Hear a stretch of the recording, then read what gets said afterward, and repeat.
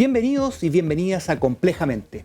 Hoy conversaremos sobre la salud de niños y niñas. También conversaremos sobre sus derechos y cómo el Estado cubre esas necesidades. Lamentablemente, en situaciones de catástrofe, desastres naturales y también en pandemia, no logramos cubrir ese tipo de necesidades. ¿Estamos cumpliendo nuestro rol como Estado? ¿Estamos cubriendo los derechos de los niños? ¿El derecho a la educación, a la salud mental? Antes de enterarnos y conversar con nuestros invitados, te invitamos a ver este video. La preocupación frente a la infancia en ámbitos de derechos humanos y políticas públicas es un tema recurrente que se agudiza en una situación de catástrofe.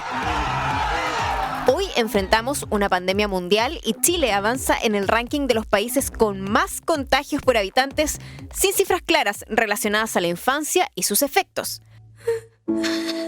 La opinión pública determina a los niños y niñas como agentes de alto contagio con medidas de aislamiento, lo que modifica su vida y los enfrenta a una rutina estresante, digitalizada y con graves brechas sociales. ¿Vino esta pandemia a extremar la problemática de una infancia desprotegida en políticas públicas y derechos fundamentales? Esto y mucho más en Complejamente. Infancia y políticas públicas. Para conversar de este tema tenemos una tremenda invitada. Ella es decana de la Facultad de Ciencias Médicas de la Universidad de Santiago, ex ministra de Salud y experta en políticas públicas. Elia Molina, bienvenida. Hola, ¿qué tal? Gusto de saludarte, Cristian. Muchas gracias por acompañarnos y cuéntanos, Elia, ¿son suficientes las políticas de protección a la infancia que tenemos hoy instaladas en nuestro país? Bueno, los derechos de las niñas y los niños que están en la Convención de los Derechos, ¿no es cierto? Que no son muy antiguas la Convención y que Chile lo ha firmado y lo ha ratificado.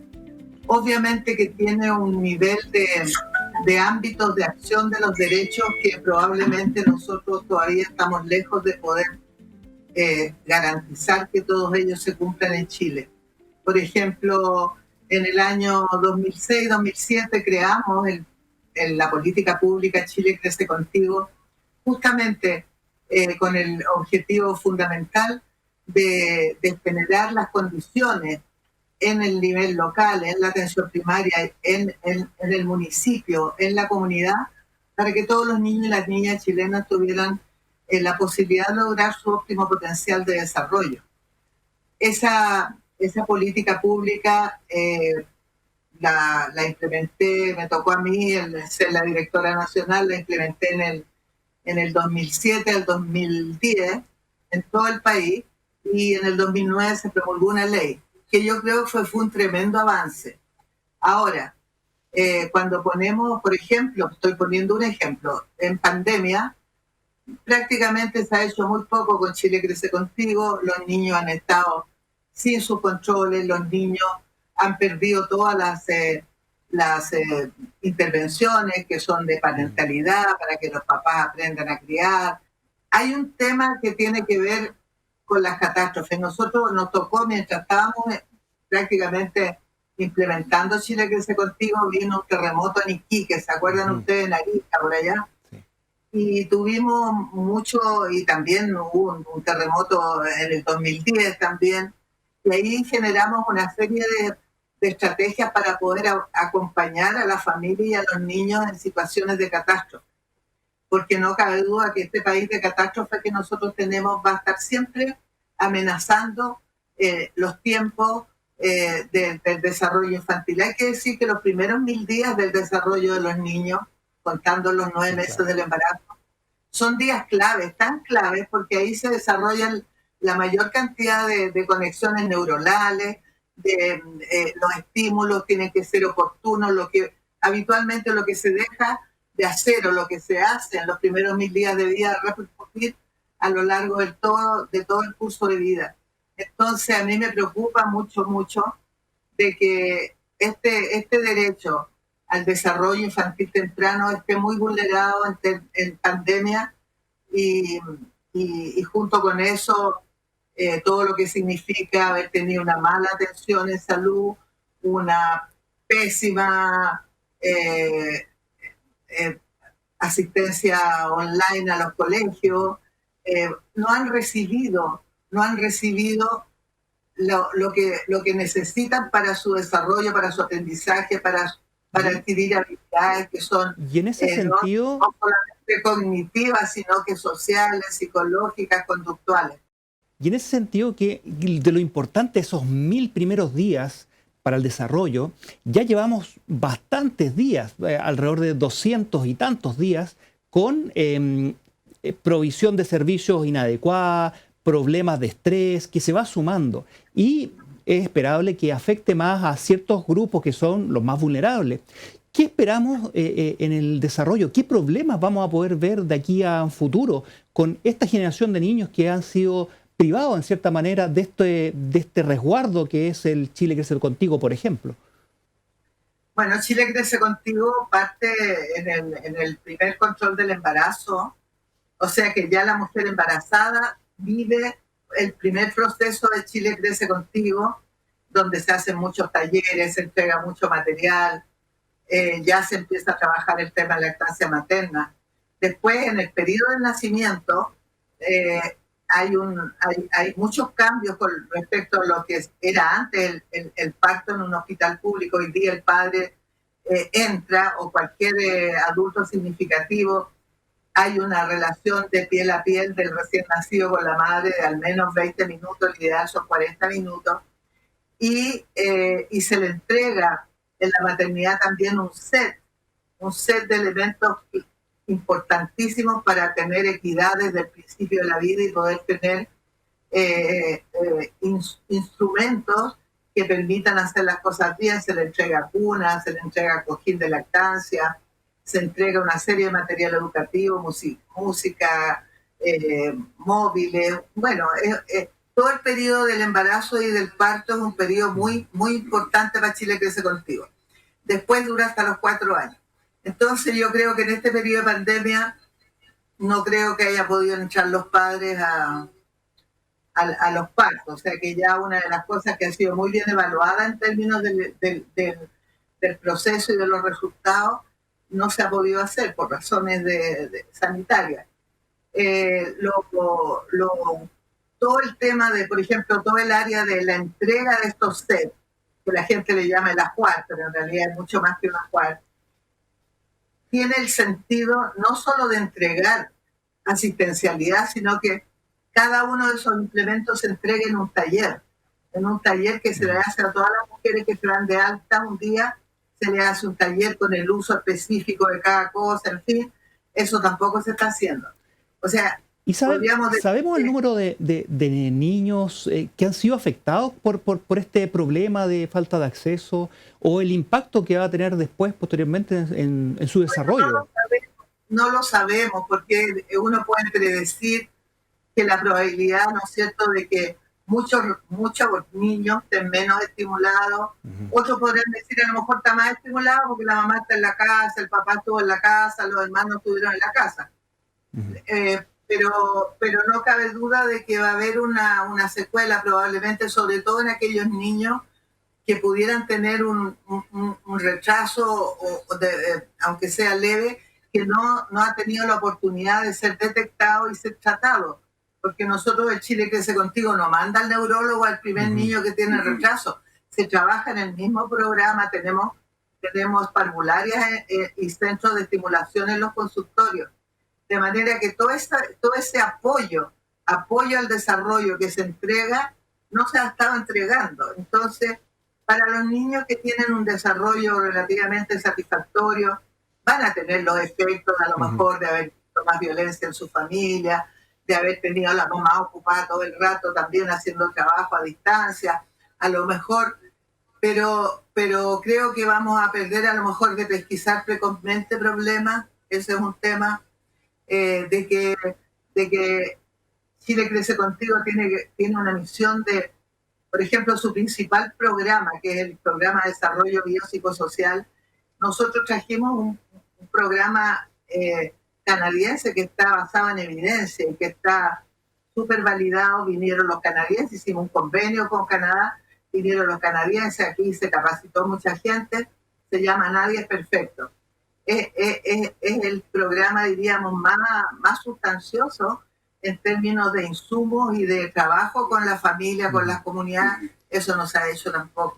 Y en ese sentido, Entonces, como no somos perfectos, no sabemos todo y tenemos problemas de acceso por la pandemia, por distintas situaciones que se han generado en el último tiempo, ¿cómo podríamos, desde los mismos hogares o las mismas familias, a veces no, la familia extendida incluso, darse cuenta que un niño, dentro de esos primeros 100 días o después incluso, está con algún grado de rezago en el desarrollo para poder consultar o pedir ayuda o para que lo vea algún especialista? Y prevenir esos rezagos que se van acumulando en el tiempo y pueden ser peores después. ¿Cuáles son los síntomas bueno, o signos más importantes que debemos cierto- fijarnos? hay ciertos hitos que se van cumpliendo a lo largo del crecimiento y desarrollo integral de los niños. No son hitos absolutos, Ujú. tienen un lapso en que se mantiene que son normales. La página web de Chile Crece Contigo, que está Crece Contigo, no dice Chile Ujú. Crece, Crece Contigo, que es del Ministerio de Desarrollo Social, y también lo tenemos en la página web del Ministerio. Hay bastantes guías para los padres donde aparecen los hitos del desarrollo que uno debería esperar. Por ejemplo, que un niño se siente a los 6 meses, que, que sonría después de los 2 años, de los 2 meses, que camine entre un año y un año y medio, que diga al menos unas 11 palabras a los 2 años, que mire a los ojos, que le guste tocar cosas, Ujú. jugar con juguetes, tocar a las personas. Me refiero a poder ir detectando a lo mejor precozmente algún espectro autista de niños que no se comunican. Eso los papás se dan cuenta rápidamente. Eh,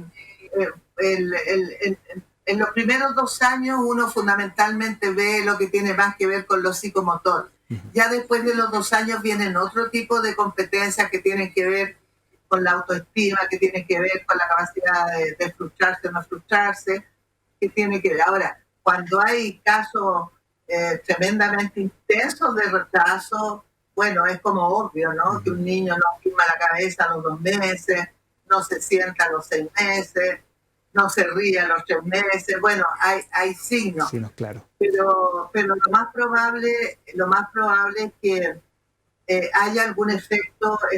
Vamos a tener que hacer un estudio para seguir una cohorte de niños, porque muchos de los efectos de los trastornos del desarrollo, Cristian, no se ven en el momento. Hay lo que se llaman variables que son acumulativas, que se van sumando, sumando hasta llegar a una edad X, que puede ser la adolescencia, cuando se manifiestan. Hay otras variables que se llaman como latentes, que dejaron un vacío, pero también se manifiestan más adelante. Y de esas Entonces, variables que se van acumulando, también hay ciertos factores que son protectores, que son muy importantes, como el acceso a alimentación saludable, a micronutrientes. ¿Cómo se ha visto afectado el tema de la alimentación? Sabemos que el sistema educacional, que ha estado suspendido, ¿cierto?, por una buena cantidad de meses, apoya a los niños para tener una alimentación balanceada y saludable para poder desarrollarse bien. ¿Cómo han visto este tema respecto al desarrollo y el acceso a la salud? Tanto de los niños más pequeños, pero también con los niños más grandes, los preadolescentes y adolescentes. bueno, ahí también estamos corriendo riesgo de aumentar la obesidad, por ejemplo, que hoy día el 50% de los niños que entran a primero básico tienen sobrepeso o obesidad, ¿ah? Y eso es mucho. Entonces, lo más probable es que frente a un hogar, dijéramos, que la madre está trabajando, que hay varios niños, que la situación económica no ha estado buena, lo más probable es que se privilegien alimentos hipercalóricos y no se pueda consumir tanta fruta, tanta verdura ni pescado porque son muy caros. Entonces, lo más probable es que vamos a tener algún impacto en la curva de obesidad, en la curva de sobrepeso. Hay hartas demostraciones hoy día también y evidencia de que ya a los 10 años hay muchos niños que tienen síndrome metabólico. Entonces yo creo que la pandemia nos va a dar, Cristian, una gran cantidad de preguntas científicas que vamos a tener que contestar, ¿no? y que uno puede deducir desde el sentido común, pero que obviamente vamos a tener que hacer los análisis correspondientes y obviamente que como todas las cosas, como todas las enfermedades, todos los factores de riesgo son más frecuentes, más graves, tienen más secuelas en la población. Y en ese sentido, porque los colegios, claro, cuando van físicamente, uno aseguraba y garantizaba el acceso a las comidas saludables, a la alimentación saludable a los niños, especialmente a los más vulnerables. ¿Hemos logrado mantener esa capacidad y ese acceso a comida saludable en pandemia? ¿O cómo lo hicieron en la otra vez, como nos contabas, en términos de esta emergencia en el norte con el terremoto? ¿Cómo lograron lidiar con este tipo de problemas de alimentación u otros derechos para que se cumplieran?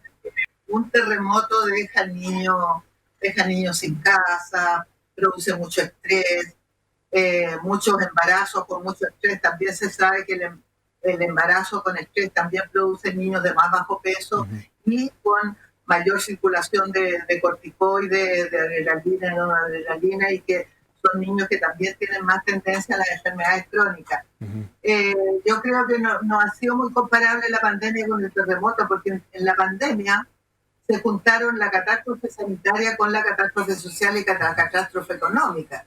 Entonces no solamente es un tema de acceso, sino que también es un tema de acceso físico por la pandemia, sino que también de acceso económico.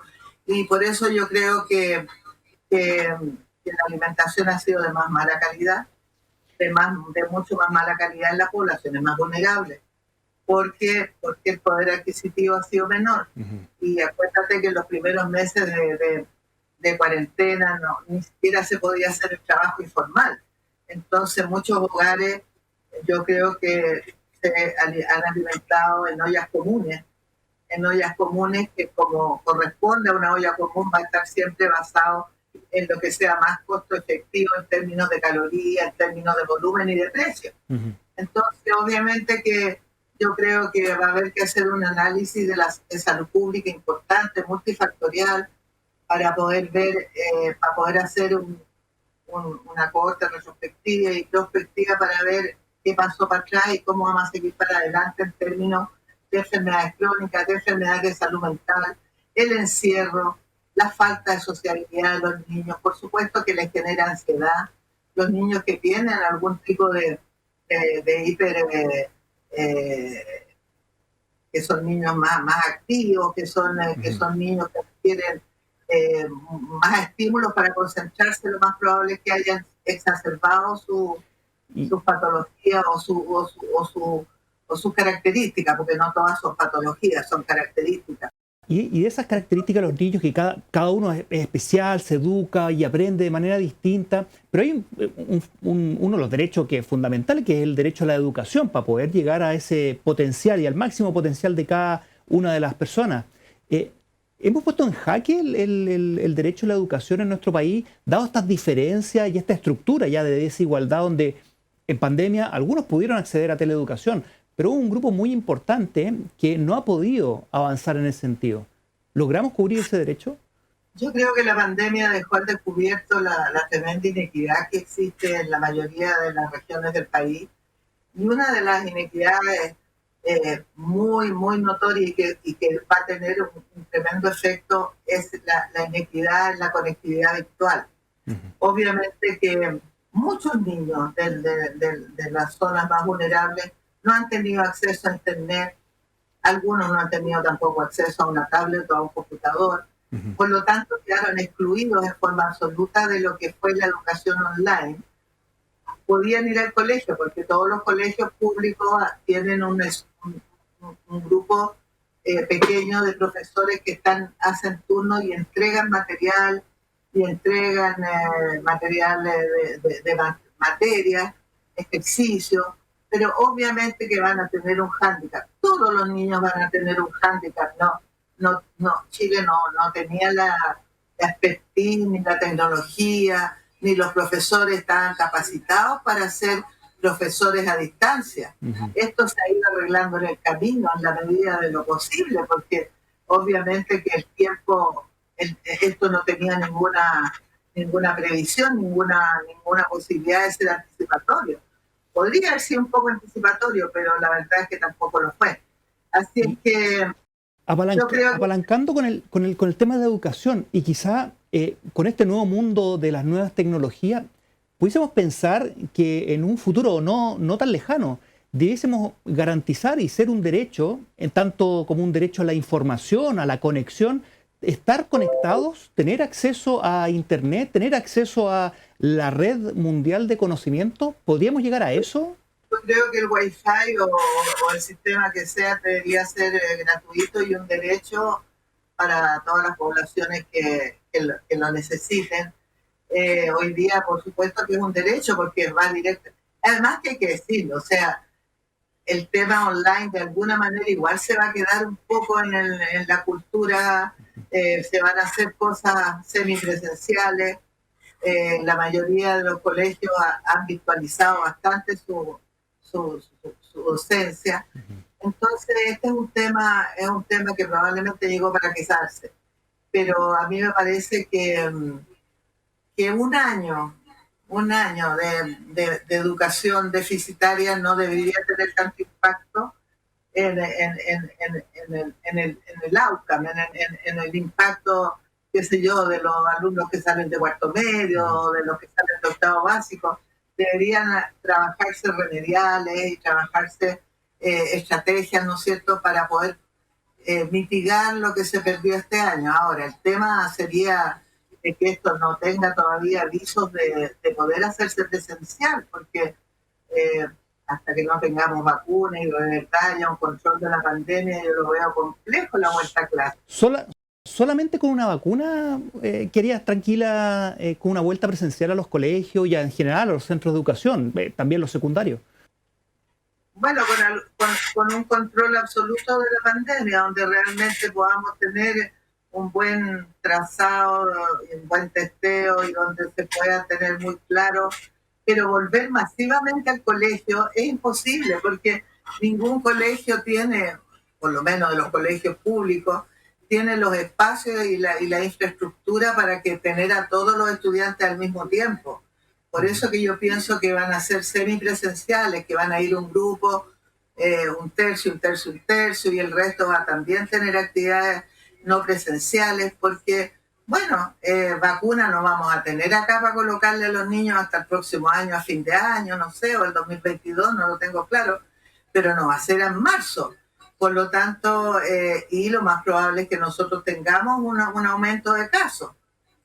Porque tampoco hemos llegado a un número de casos que sea lo suficientemente bajo como para decir que tenemos la pandemia controlada. Entonces, no tenemos ninguna certeza de que en marzo se den las condiciones para vuelta a clases presenciales. Y en ese sentido, los niños parecen casi invisibles en esta pandemia, si bien se enferman menos, pero se ha demostrado que son un grupo que puede mantener los contagios y puede ser complejo. ¿Qué opina de la relevancia que se le da justamente a la infancia, y no solamente desde el punto de vista de los contagios por COVID, sino que en el impacto que ha tenido de manera global esta pandemia en este grupo de edad? Bueno, yo creo que, como te digo, tanto los jóvenes como los niños han estado bastante invisibilizados en esta pandemia, probablemente porque son los que menos mueren, los que tienen menos impacto en lo sanitario, pero uno no puede solamente mirar lo sanitario, sino que también hay que mirar la familia, la mujer, por ejemplo, la mujer que tiene a cargo el cuidado de los niños por cultura patriarcal en Chile, ha tenido una dificultad grande para poder trabajar, cocinar, cuidar al niño, acompañar al niño mientras está en algún trabajo, en alguna actividad a distancia. Entonces yo creo que los niños y los jóvenes se han visto tremendamente privados de muchas de los logros que se han ido adquiriendo en Chile en educación, tanto primaria, secundaria, y sabemos, ¿no es cierto?, que probablemente también vamos a tener un impacto en la entrada a la universidad por distintas razones, ¿no?, económicas, etcétera. Entonces yo creo No es fácil, es fácil criticar, es fácil también, pero cuando hay tantos problemas, dijéramos, uno tiene que priorizar. Y yo creo que la infancia es un área que siempre hay que priorizar. No porque los niños sean el futuro de Chile, los niños son el presente de Chile. Los niños son importantes hoy día. Y hay muchos estudios económicos. Por ejemplo, hay un premio Nobel de Economía, Heckman, que estudió la costo-efectividad de las intervenciones en la infancia y en la edad adulta. Y hay una curva que es absolutamente clásica, muy clásica, donde demuestra que cuando se invierte en los menores de 6 años, la tasa de retorno de la inversión puede llegar hasta 18 veces. Un negocio pingo es ganar 18 veces lo invertido. Después de los 6 años baja a un octavo, más o menos. Y es una curva asintótica, nunca deja de rendir. Incluso la capacitación profesional, incluso la educación de adultos mayores, siempre hay un retorno. Pero la gran ganancia económica, social, es en los primeros 6 años de la vida. Entonces, mirando desde el lado que usted lo mire, si lo mira desde el lado de los derechos, si lo mira desde el lado de poner a los niños delante, si lo ponemos desde el lado de las utilidades económicas, por donde usted lo ponga, no podemos dejar de invertir en la infancia, aunque estemos en un estado de catástrofe como lo que estamos. Entonces, ahora la forma no ha sido fácil, obviamente no hemos podido volver a las salas cunas, a lo mejor se deberían haber generado otro tipo de a lo mejor más trabajo comunitario, más trabajo en territorios, más cercanía del intersector municipal a la infancia y la familia. Bueno, hay muchas formas como uno pudiera hacer. Y el apoyo que van a necesitar no solamente los niños directamente, sino que las familias, porque como bien decía Elia, los niños son el presente y además son el futuro, es doble, y todo lo que podamos hacer para que logren su máximo potencial va a reeditar para ellos como individuos, pero también para todos como sociedad, como comunidad. Exacto, esa es la inversión, ¿no? Es la inversión. Por eso tiene una tasa de retorno tan importante. Ahora, por suerte, dentro de todo lo malo, el coronavirus se dominó todo el espacio, todo el espacio del aire, y a diferencia de otros años, no circuló el virus respiratorio, no circuló el virus de influenza, entonces tuvimos una baja en las enfermedades respiratorias de los niños, lo cual, bueno, no cabe duda que permitió que la mayoría de las camas pediátricas de los hospitales se usaran para COVID adultos. Y eso, por un lado, bueno, también es un mitigador de problemas, pero como yo creo que el gran impacto va a ser en salud mental, y por eso que pienso que Chile Crece Contigo va a tener que complementar fuertemente su trabajo con salud mental infantil, porque eso es un tema preocupante, creciente en los últimos tiempos y que de alguna manera repercute en todo. Un gran desafío para el programa Chile Crece Contigo, y bueno, y para todos, para poder levantar y volver a esta normalidad que no sabemos cómo hacer. Muchas gracias, Elia, por esta conversación, por abrirnos los ojos a cómo nosotros estamos caminando en esta protección a la infancia, las políticas importantes, y también cómo distintos sectores son importantes para lograr justamente asegurar estos derechos de los niños y de las niñas. Muchas gracias, Elia, por estar con nosotros. Encantado, cuando quieres vengo a tu programa. Conversamos hoy bastante con Elia sobre el Chile Crece Contigo, sobre los derechos de la infancia y también todos los factores que están influyendo y si estamos o no cumpliendo con el rol del Estado. Vamos a una pausa y ya volvemos.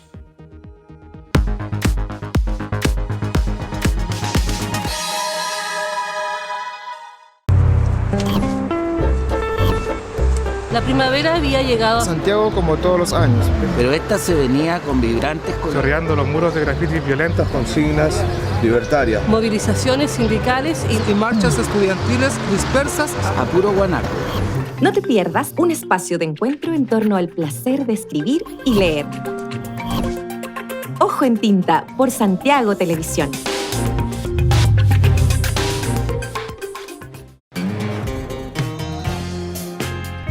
¿Estáis listo, Edu? Listo, Cami.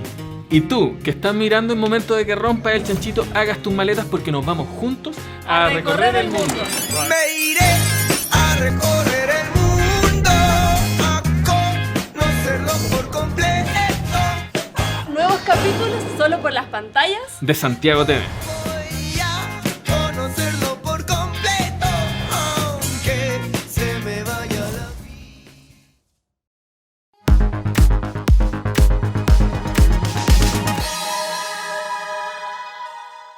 Estamos de regreso en Complejamente. Ya conversamos sobre políticas públicas y la infancia. Ahora queremos conversar sobre salud mental en la infancia y también educación. Antes de conversar con nuestra próxima invitada, vamos a ver el siguiente video.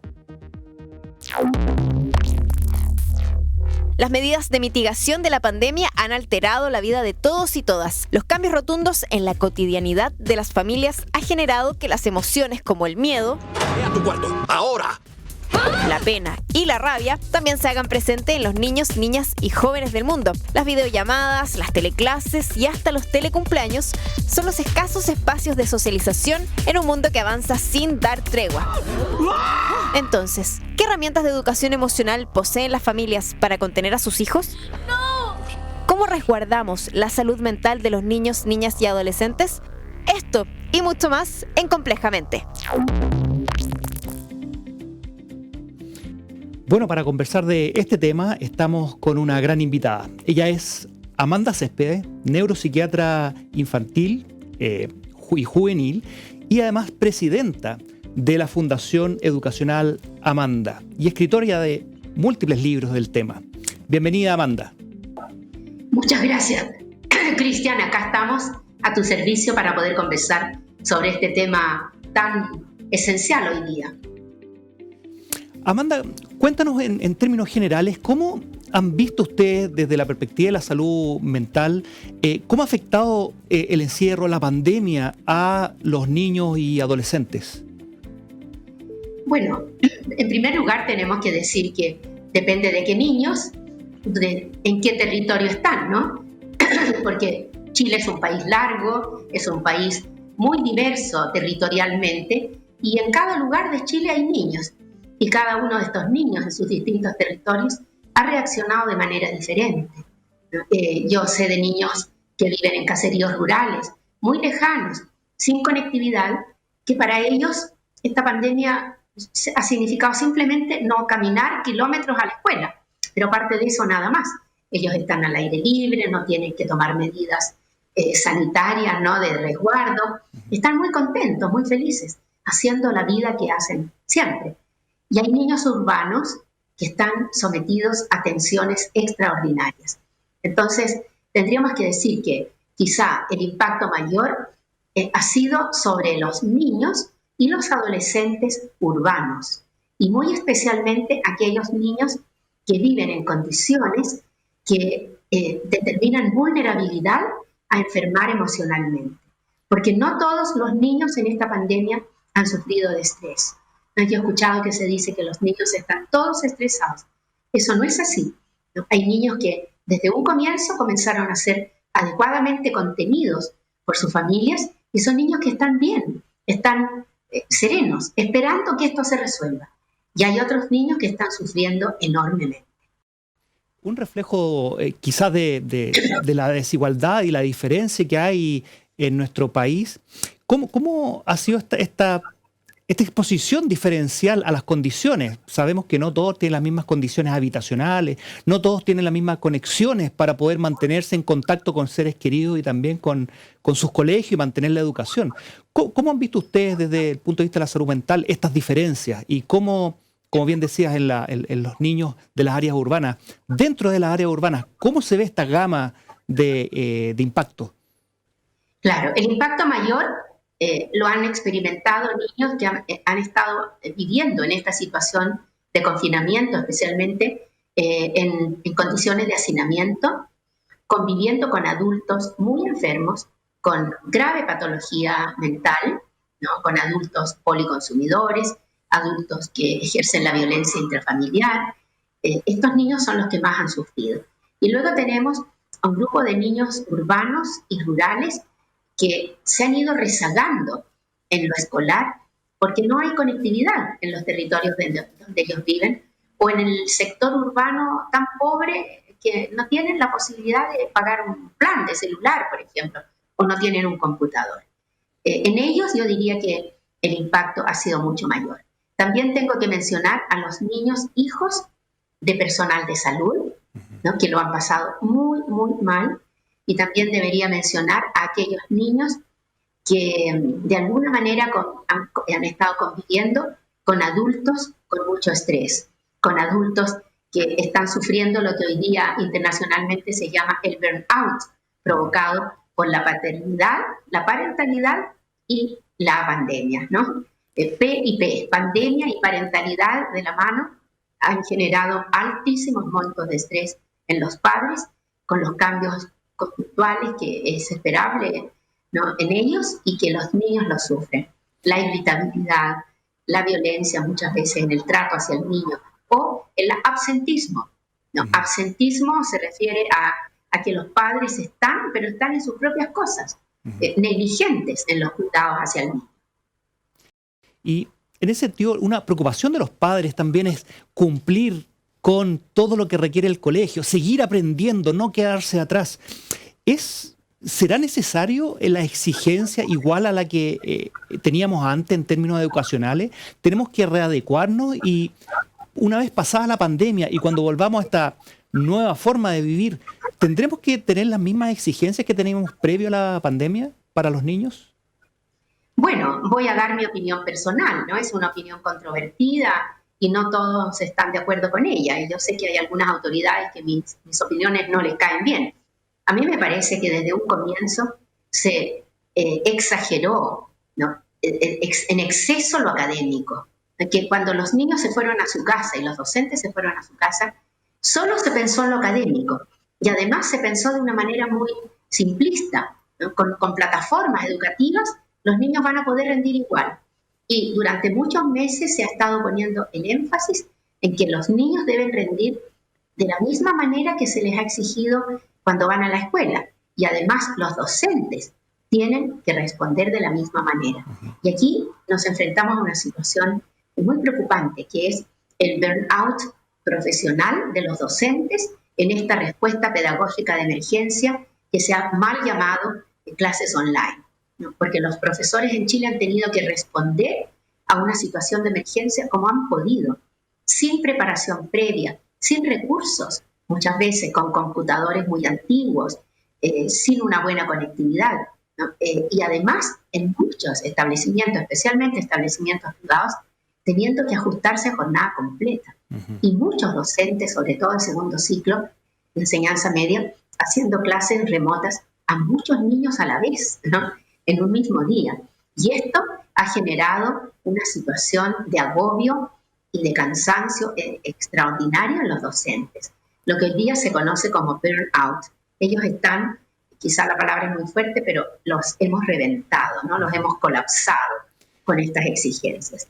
Y esto tiene que ver... Y nos hemos dado cuenta también el tremendo trabajo que hacen los mismos docentes, el esfuerzo, la preparación, y a veces cuando nosotros, los padres, tenemos que apoyar a los niños, explicarles, nos damos cuenta que no es tan fácil, que requiere preparación, que requiere estudio y una dedicación importante. En ese sentido, el impacto para todas las personas, tanto para jóvenes como adultos, se ha tratado desde el gobierno establecer algunos programas, como el programa Saludablemente, que busca apoyar con la tecnología, llamadas remotas o teleconferencias, poder apoyar a las personas en términos de salud mental, para poder llamar y tener horas si es que es necesario, pero también para orientaciones. ¿Cómo has visto este programa que ha impulsado el gobierno y cómo crees tú que va a impactar y ayudar a la población? A ver, cuando yo entré a estudiar medicina, lo que más me llamó la atención fue una clase a los pocos meses en la cual se nos presentó lo que era la prevención. Y se nos dijo que la prevención se dividía en 3 niveles. La prevención primaria, para evitar que surgieran los problemas; la prevención secundaria, para minorar el impacto de los problemas que ya habían surgido; y la prevención terciaria, para arreglar lo que ya estaba mal y que se pudiera arreglar como se pudiese, ¿no? Yo siento que el poner el énfasis en las atenciones psiquiátricas, el poner el énfasis en las atenciones de salud a la población que ya está enferma, es un excesivo énfasis en prevención terciaria. En cambio, echo mucho de menos acciones coordinadas, intersectoriales, que permitan actuar sobre prevención primaria, que es aceptando que estamos en pandemia, aceptando que hemos pasado meses en confinamiento, cómo lograr que las familias reciban el menor impacto posible a lo largo de todo Chile. Por lo tanto, aquí se requieren miradas intersectoriales y se requieren miradas también territoriales. ¿No? Yo echo de menos eso. Me llama la atención que siempre que se piensa en salud mental, por ejemplo, se lo relacione con camas psiquiátricas, ¿no?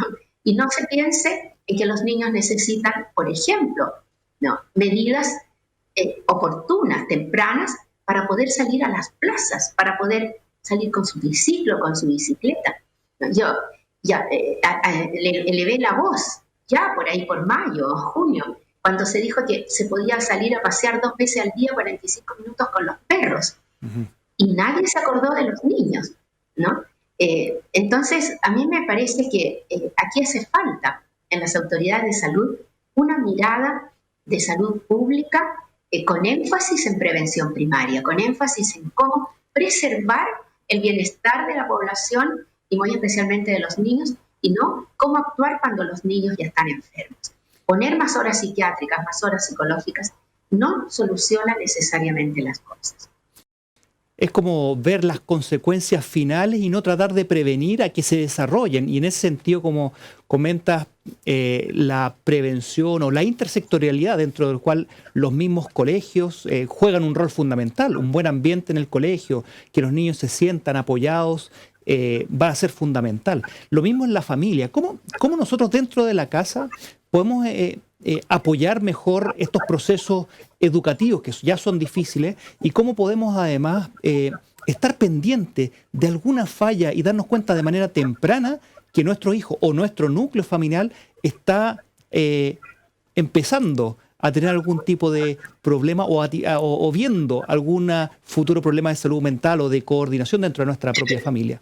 Correcto. A ver, en primer lugar, quizá poner como ejemplo en relación a la pregunta anterior, que un colegio en Santiago decidió preocuparse primariamente y primeramente del bienestar de los niños y de las familias.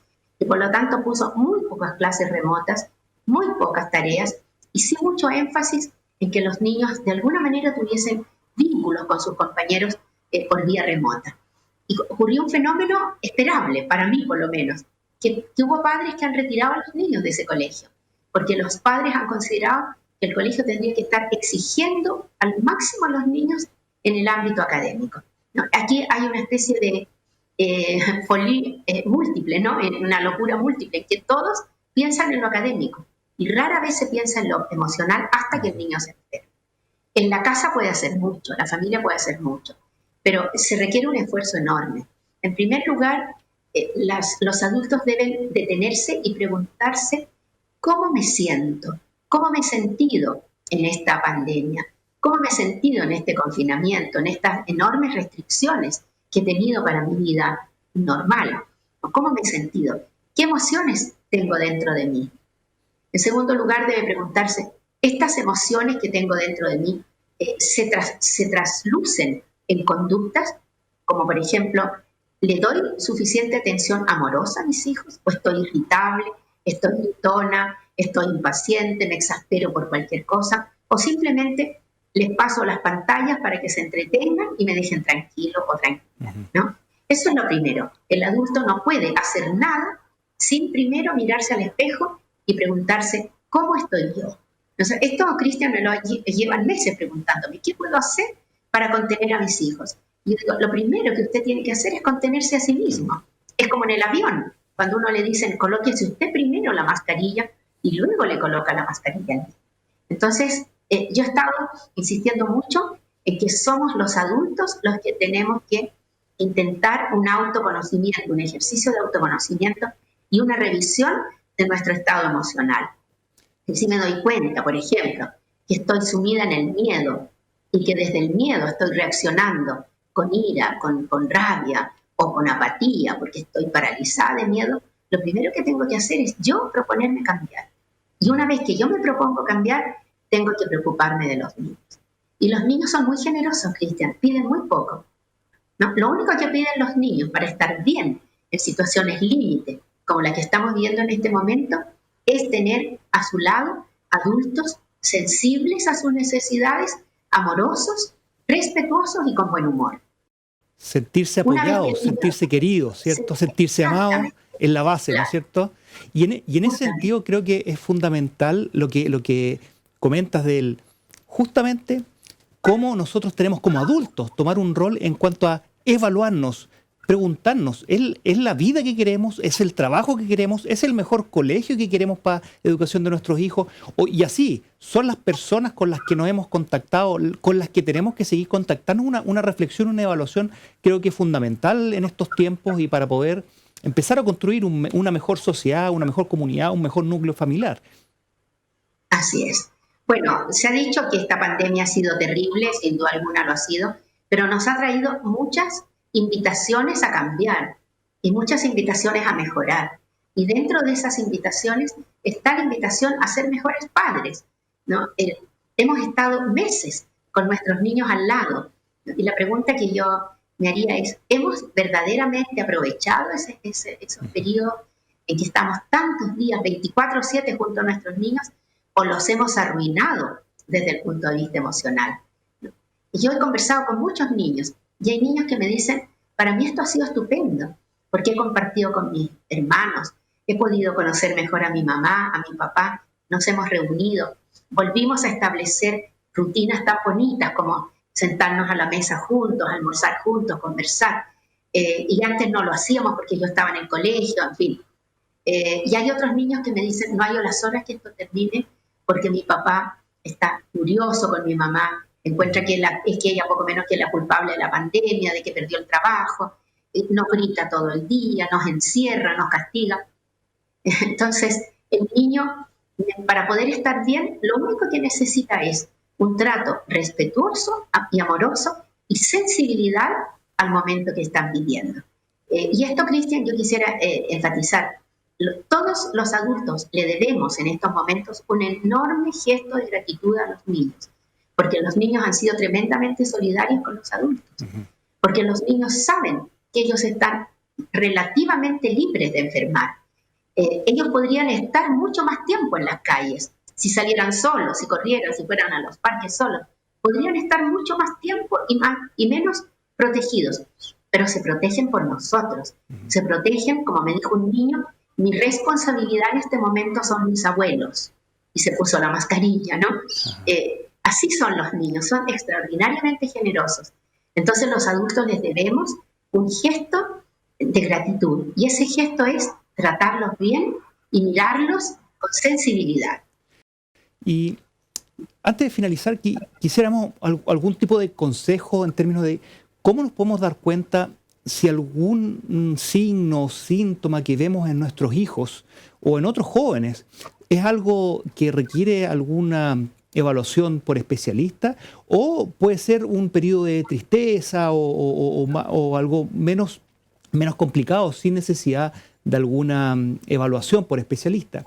¿Cuáles son los signos que tenemos que estar pendientes de nuestro hijo y quizás también de nosotros mismos para poder entender cuándo consultar, cuándo pedir ayuda?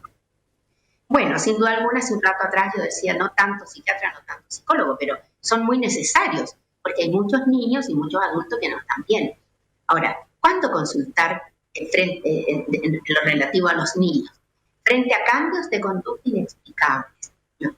Las conductas son la expresión del estado emocional de un niño y de un adulto. Nuestro mundo emocional se expresa a través de las conductas. Entonces un niño, por ejemplo, que era un niño apacible, dócil, bien comportado, como dicen los adultos, ¿no? Y que de repente se pone muy oposicionista, muy irritable, muy garabatero, muy enojón, muy impaciente.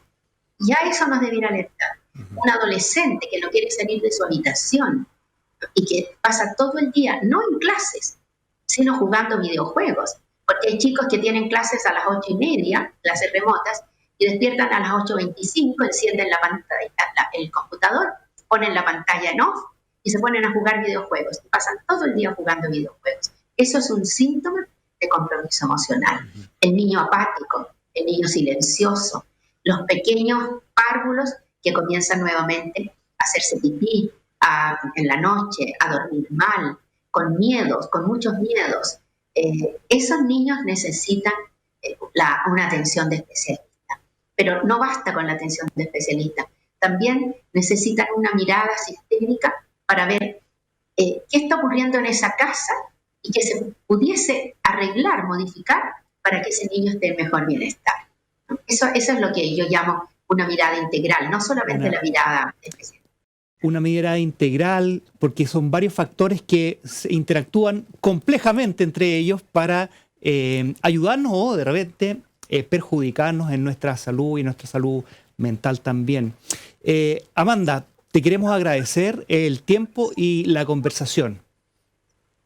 Encantada, Cristian. Muchas gracias a la Universidad de Santiago por esta preciosa oportunidad de estos diálogos tan educativos. Muchas gracias. Adiós. Bueno, llegamos al final del programa de hoy. Conversamos sobre la salud mental de niños y niñas y también las políticas para proteger a la infancia.